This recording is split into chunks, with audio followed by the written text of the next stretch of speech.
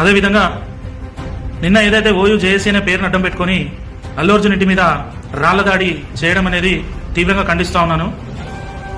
ఏదైతే సంజయ్ థియేటర్ ఘటన ఉందో అది చట్టం తన పని తాను చేసుకుంటూ పోతుంది. న్యాయాలు పోలీసు వారు చూసుకుంటారు.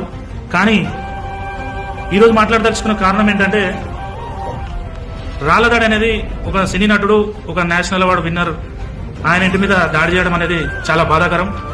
ఈ ఓయూ జేఏసీ అంటే ఒరిజినల్ గా జేఏసీలు చాలా ఉన్నాయి, చాలా మంచిగా ప్రజల తరఫున పోరాటం చేసే వాళ్ళు ఉన్నారు, చాలా మంది ఉన్నారు. కాకపోతే కొంతమంది జేఏసీ పేరు అడ్డం పెట్టుకుని ఇష్టానుసారంగా వివరించడం నచ్చట్లేదు. వాళ్ళకు ఇప్పుడున్న ప్రభుత్వ తీరును కానీ ప్రజా సమస్యల మీద కానీ పోరాటం చేయడానికి చేత కదా.